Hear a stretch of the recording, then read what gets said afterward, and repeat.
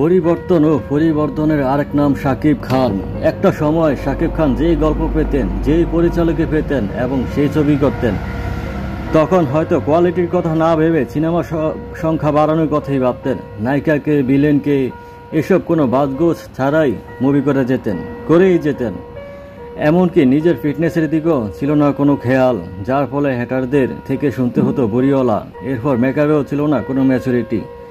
বেইমানান makeup, face অনর্থক সাদা করা, লিপস্টিক ব্যবহার করা, এগুলো নিয়েও কম ট্রল খেতে হয়নি তার ভক্তদের। আসলে সেই সময়টা সাকিবিয়ানদের জন্য অনেক বাজে সময় গিয়েছে। হ্যাটারদের নানান ধরনের অনেক ট্রল তাদের সহ্য করতে হয়েছে, কারণ তাদের প্রিয় মেগাস্টারের কোনো পরিবর্তনই হচ্ছিল না। এমনও হয়েছে সাকিবিয়ানরা কোথাও কোনো জায়গায় কমেন্ট করতেও সাহস পেত না।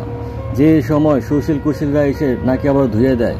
বাট সময় পাল্টেছে, মেগাস্টারও সময়ের সাথে সাথে নিজেকে পাল্টেছেন, জনপ্রিয়তার সর্বোচ্চ শিখরে উপনীত হয়েছেন। এখন উল্টো সেই হ্যাটার্সরাই কোথাও শাকিব খানকে নিয়ে বাজে মন্তব্য করতে সাহস পান না, কারণ এখন সাকিবিয়ানরা এসে নাকি আবার তাদের 14 গোষ্ঠী উদ্ধার করে দেয়।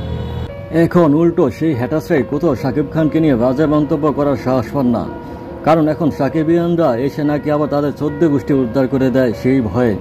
হ্যাঁ, এটাই আমাদের মেগাস্টার। আপনি এগিয়ে যান আপন মহিমায়, আপন গতিতে এবং নিজ যোগ্যতায়।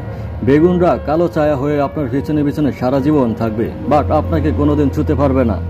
সেদিন আর বেশি দূরে নেই যেদিন আপনি বাংলাদেশ কলকাতা ছাপিয়ে ডাক পাবেন বলিউডের অথবা সাউথের কোনো সিনেমায়। সেই শুভকামনাই রইল আপনার প্রতি।